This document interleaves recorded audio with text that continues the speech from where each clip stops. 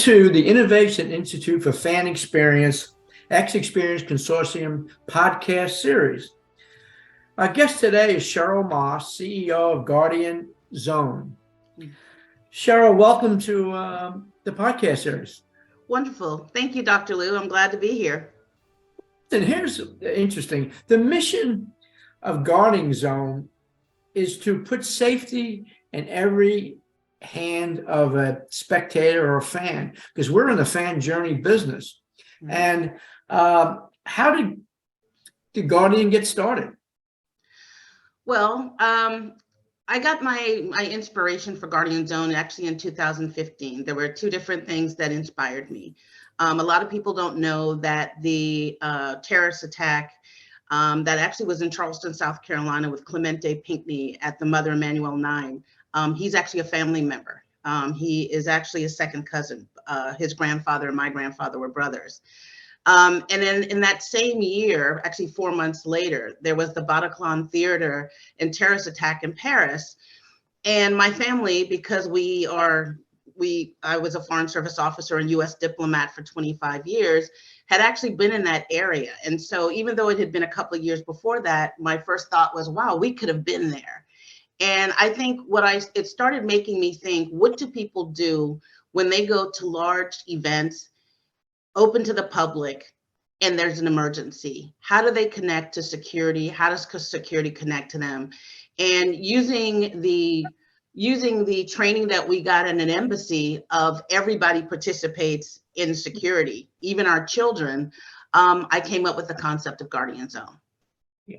Well, as I said earlier, when you look at the fan journey, we have discovered there's 196 touch points. Mm-hmm. And safety, security are the bases of this journey.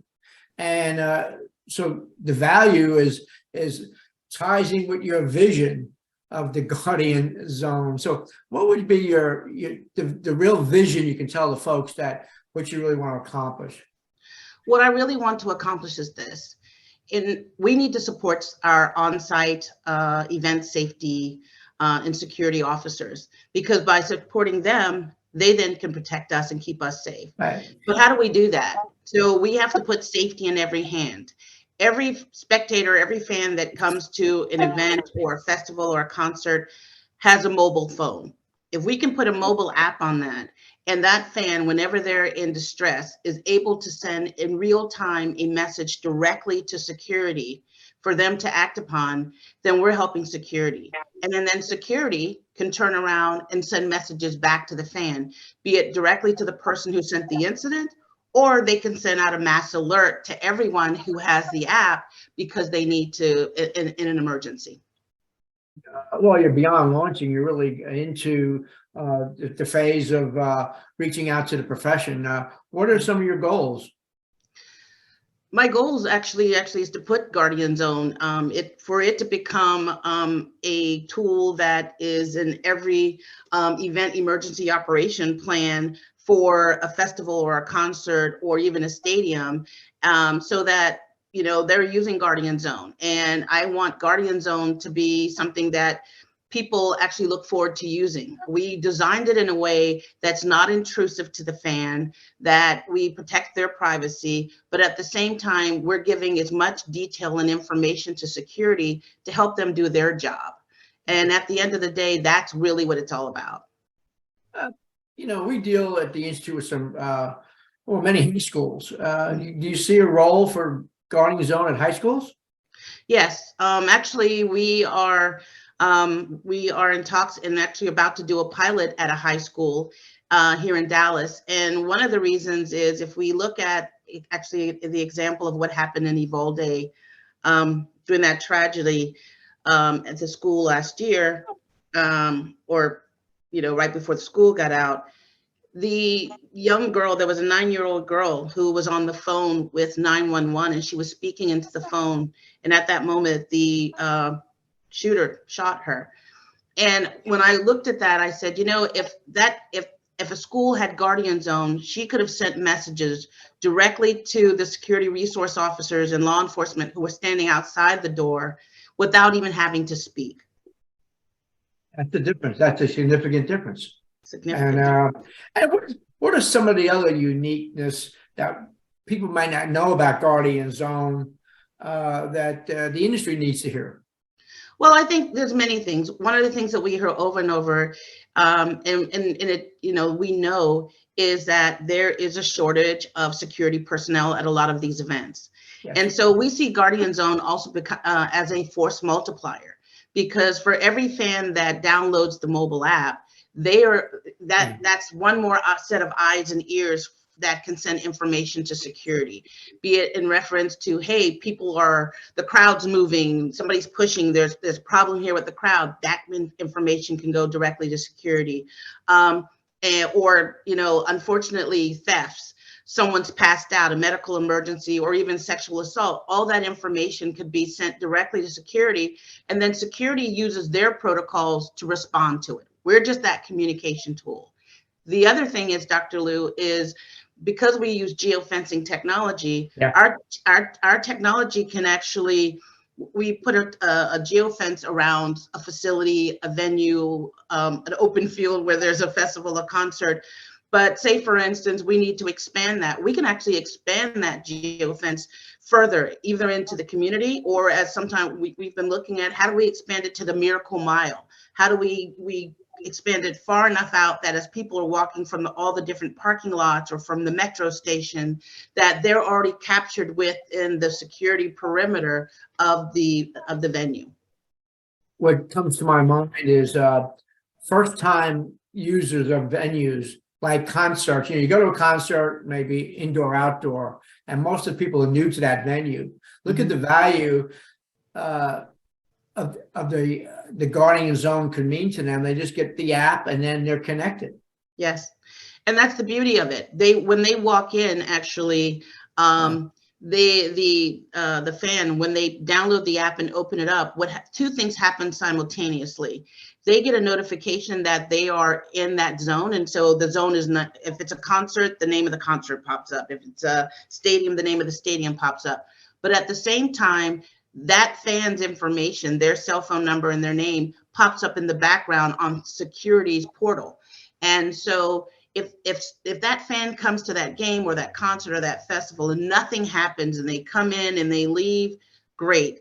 They're disconnected between about 30 seconds after they leave the geofence. However, if an incident happened and security wants to go out to people who have the app to see if they saw anything, they actually can go back out and send a mass alert to everyone who was in that geofence on that date, that time, and that allows them to gather additional witnesses to an event, which may help doing litigation if that's necessary. I think this makes it easy for them to consider how using. Yeah.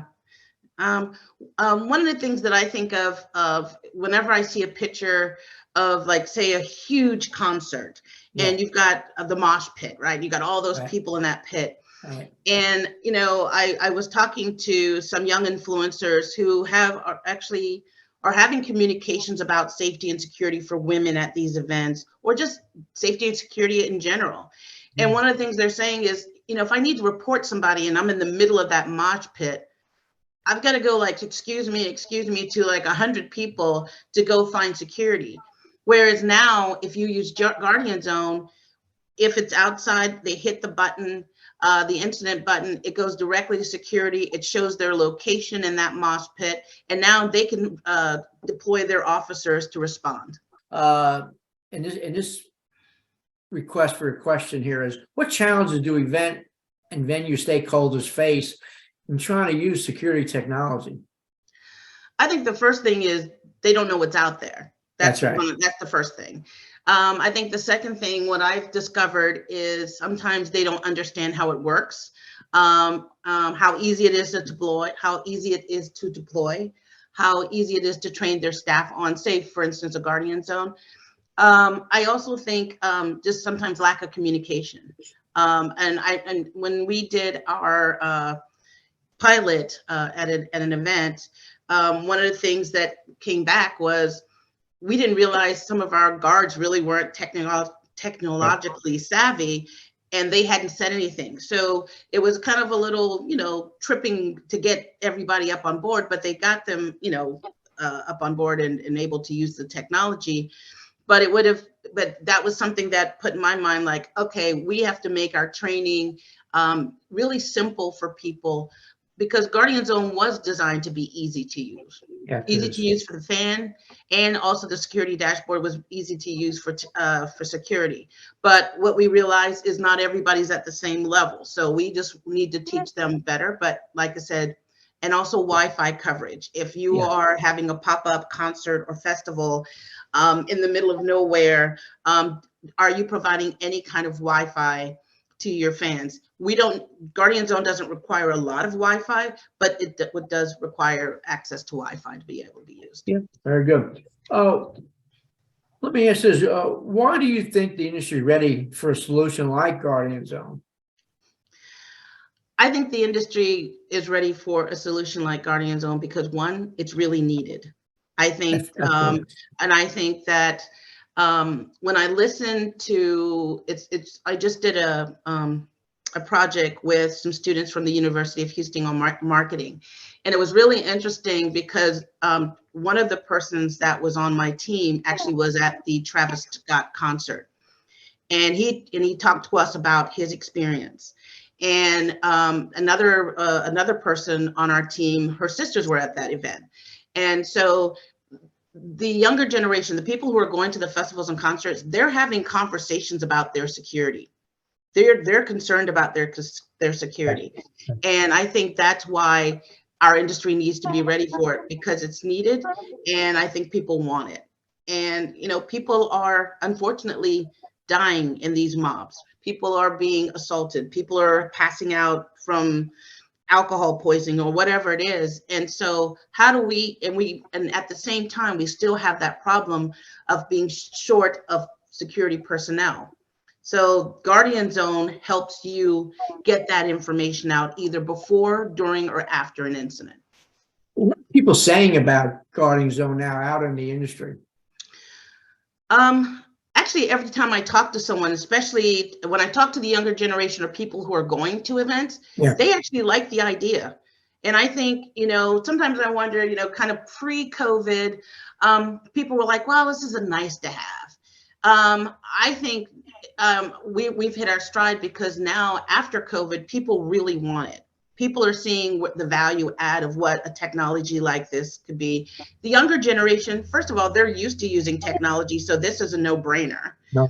Second of all, right now it's all about security and how Guardian Zone used, but we could be integrated into, say, another app that provides the security. If it's say an app for a large festival or concert, they don't have a security portion. Maybe we can integrate into their app, and now they have the security portion.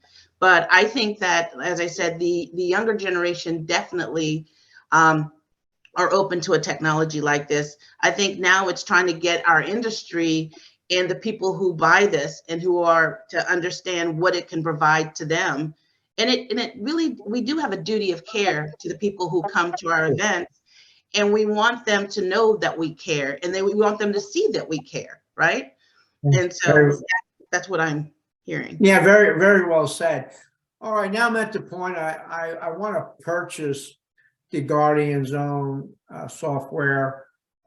What's the pricing look like? Okay. Well, what I always tell people is we're a SaaS, we're a subscription model.